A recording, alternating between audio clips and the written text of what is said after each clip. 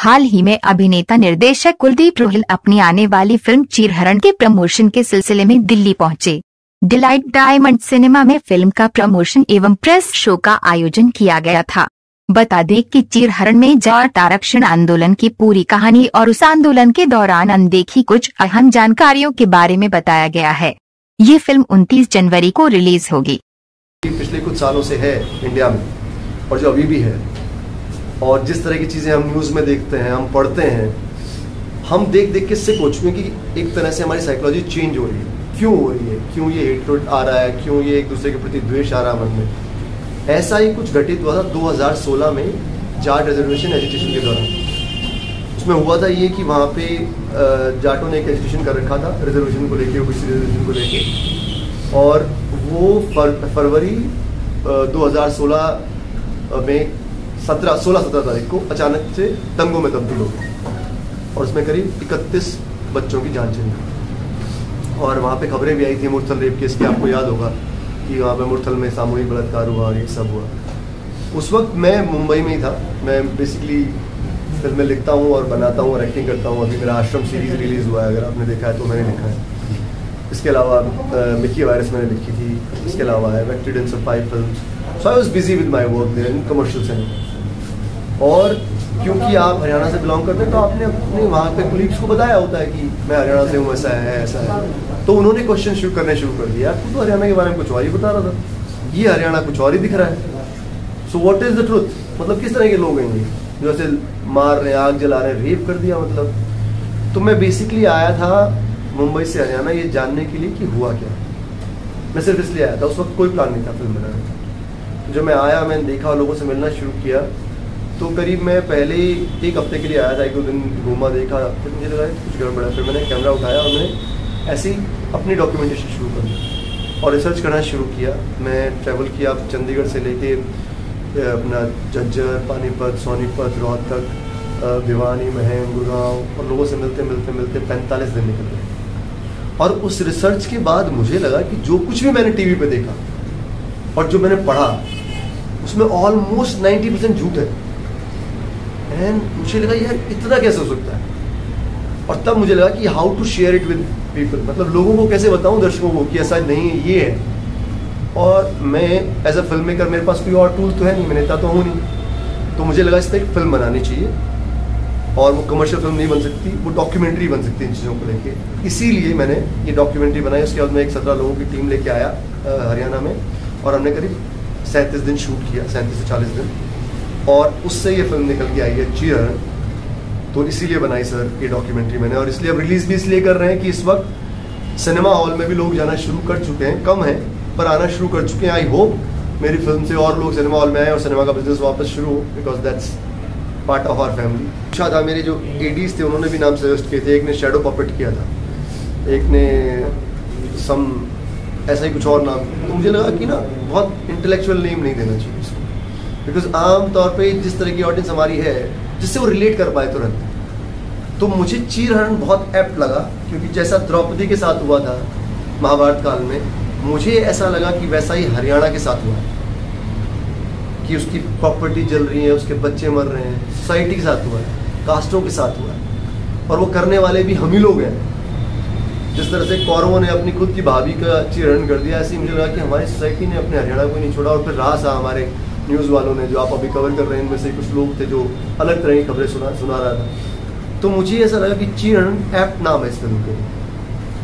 तो ये एक सवाल है, जैसे मीडिया पे आपने बात की, तो क्या आपने पहले ही बोल दिया कि 90% चीज़ें जो है गलत दिखाई गई?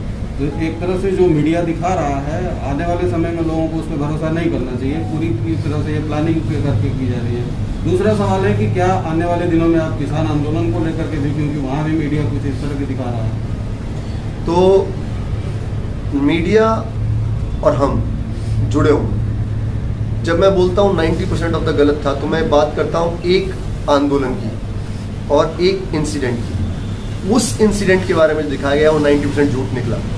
ये मैं इसलिए कह पा रहा हूँ क्योंकि मैंने डॉक्यूमेंट्री बनाई, उसमें फैक्ट्स हैं। नहीं तो अगर मैं ऐसे ही बोल दूंगा तो उसका मीनिंग नहीं, तो अब लोग जाके देखेंगे तो उनको लगेगा अच्छा ये झूठ नहीं बोल रहा, भाई सच बोल रहा है, इसके पास फैक्ट्स है। ये मेरे पास प्रूफ है, वो डॉक्यूमेंट्री के अंदर है, अगर आप देख पाएंगे तो आपको पता लग जाएगा। तो उस मामले में वो 90% झूठे हैं, ये सच है। उनके ट्विटर हैंडल से लेके उनके फेसबुक पेजेस से लेके उनकी खबरें तक वो जो कह रहे हैं और जो हो रहा है उसका कोई समन्वय नहीं है। रही बात किसान आंदोलन की, तो मुझे बड़ा मुश्किल लगता है कि मैं बना पाऊंगा। एक फिल्म बनाने में मेरे 4 साल निकल गए। नॉर्मली मैं कमर्शियल फिल्म बनाता हूँ, मैं 1 से 2 साल में बना के रिलीज़ कर देता हूँ, और ऐसी फिल्मों को कोई प्रोड्यूसर नहीं मिलता। रिलीज़ करने के लिए जब आप जाओ तो आपको पता है कि कितने लोग देखने आते हैं। तो it is very hard to make a documentary about this incident, and I physically और मेंटली बहुत ड्रेनिंग है। आप जिनके घर पे कोई मर गया, आप उनसे जाकर इंटरव्यू करते हो, तो मतलब इट्स वेरी हार्ड। मैं बनाते बनाते डिप्रेशन में चला गया था। मेरे जो टीम थी उन्होंने 17 फैमिलीज़ का इंटरव्यू किया था जिनकी डेथ हुई है। उसके बाद उन्होंने कहा सर हम नहीं जा सकते अपने घर, आपको दूसरी टीम लेके आओ। सो ऐसी फिल्में बनाना बड़ा मुश्किल वाला काम है। तो मुझे नहीं लगता मैं दोबारा इस तरह की फिल्म बना पाऊंगा। मैं अब नेक्स्ट जो बना रहा हूँ वो गैंगस्टर ऑन हॉलीडेज है, एक्शन कॉमेडी। मुझे रिलीफ चाहिए, मतलब इट्स वेरी हार्ड। मूवी के माध्यम से आप सोसाइटी को क्या संदेश देंगे? देखिए सर, मैं संदेश नहीं कहूँगा इसको exactly, because as a film maker आप सिर्फ क्रिएट कर सकते हो। कमर्शियल फिल्म बना रहा हूँ सर। ऐसा कुछ लग रहा है कि आपको इस डॉक्यूमेंट्री में लोग प्रोटेस्ट करेंगे, हंगामा शुरू हो जाएगा? मुझे नहीं लगता। आपको देख के ऐसा लगा कि ऐसा हो सकता है इससे? नहीं तो आप तो बैलेंस मेरे से सवाल किया, इसलिए मैंने बैलेंस तो थे आप कि मैं नहीं चाहता कि किसी को नीचा दिखा के आप ऊपर उठो या कुछ करो। मेरा मानना है कि आप तथ्य दिखा दो, ऑडियंस को डिसाइड करने दो। और touch wood, as I told you before also, कि खुद जज साहब जिन्होंने फिल्म पास की उन्होंने लिखा है कि it is one of the most unbiased documentary he has seen. और वो कहते हैं कि ये डॉक्यूमेंट्री पीस की बात करती है, इसलिए इसको तो कॉलेज में स्टूडेंट्स को और स्कूल के स्टूडेंट्स को डॉक्यूमेंट्री दिखानी चाहिए, ताकि एक तो हिस्ट्री का भी पता लगता है, एक आपको आरक्षण का पता लगता है, और एक आपको ये पता लगता है कि किस तरह की चीज़ों में शामिल नहीं होना चाहिए। सर एक बताएं, इस मुल्क में रिजर्वेशन किसे मिलना चाहिए? अगर मिलना चाहिए तो किसे मिलना चाहिए? मैंने वो बोला है उसमें कि मेरे ख्याल से उसको मिलना चाहिए जिसकी आर्थिक हालत बहुत खराब है। आर्थिक किसी की भी खराब हो सकती है, जो बिलो पॉवर्टी लाइन है, जो हमारे बीपीएल फैमिली, चाहे वो किसी धर्म का, जो किसी धर्म का, जरूरी है उनको मिलना चाहिए। भावी पीढ़ी के लिए क्या मैसेज है इस फिल्म के जरिए?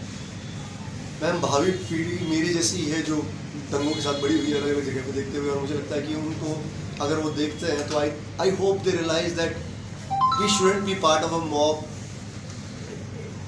Mob which is violent, a mob जिसका कोई फेस नहीं है, जो मारना चाहता है। हमें भूल के भी ऐसी मॉब का पार्ट नहीं बनना चाहिए कि वो सिर्फ अपने लोगों का नुकसान करती है। और ये जानना बहुत ज़रूरी है कि फेसबुक, ट्विटर, इंस्टाग्राम ये बहुत रिस्पॉन्सिबल चीज़ें हो गई हैं अब। इनका इस्तेमाल अगर आपको नहीं आता है और आप कुछ भी कर रहे हो, इसका बड़ा नुकसान जो रघुवीर हुड्डा जी ने कहा है कि पूरे देश को होगा, जो होता भी है। वो सारा वो जो सब कहते हैं कि हमारी जो कमाई है उसी का हिस्सा तो हमारे सब इंफ्रास्ट्रक्चर में जाता है। तो जब भी हम कुछ जलाते हैं, बस किसी का घर कुछ भी, तो वो हमारा ही पैसा जा रहा है।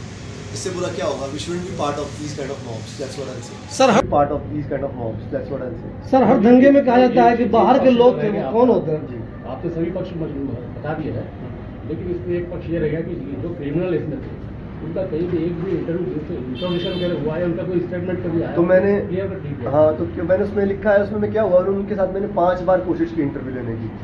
उन्होंने एक बार तो मुझे बॉम्बे से बुला लिया, मैं इनकी कोठी के सामने, तो वो एमपी थे। मैं सुबह पहुंच गया, मेरी टीम पूरे दिन बाहर वेट करती रही, ना उन्होंने फ़ोन उठाया ना वो आए। मैं यमुनानगर तक गया उनका इंटरव्यू लेने के लिए। बट आई थिंक उस माहौल में वो डरे हुए थे। Again I am not judging him, मैं सबके इंटरव्यू लेना चाहता हूँ, क्योंकि नहीं तो पता कैसे लगेगा क्या सच है। वो नहीं आए, उसमें मैं कुछ नहीं करता। किसी आदमी को कितनी बार आप कोशिश करोगे बुलाने का और वो नहीं निकलेगा तो आप, और वो उस वक्त एमपी थे, तो he didn't come.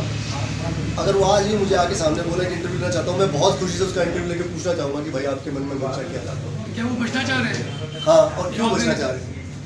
So when you talk about the Supreme Court, अपने सुप्रीम कोर्ट का बोला कि जाट रिजर्वेशन उन्होंने खत्म कर दिया एकदम, जो भी है। फिर आपने काफी लोगों को दिखाया जिन्होंने कहा कि हमारी जॉब्स चली गई हैं। So what is the current situation? Current situation is उनमें से किसी को जॉब नहीं मिली, किसी को भी। और if I am not mistaken, उस वक्त फिगर थे शायद 1.5 लाख के ऊपर थे। मेरे को मैं भूल रहा हूँ कि काफ़ी टाइम हो गया, वो मेरे पास रिसर्च में है। और स्टूडेंट्स थे उनमें करीब 15 to 20,000 जिनको IIT डॉक्टरी में अलग अलग रिजर्वेशन से एडमिशन भी मिले थे, वो सबको बाहर निकाले। जो जाट लोग थे वो they only too restricted to Bhiwani, Haryana और उत्तर, बट दे वो all over India, because jobs अगर सेंट्रल गवर्नमेंट के नहीं सब जगह था। ओके, बट वो वहाँ पे भी एजुकेशन नहीं हुआ।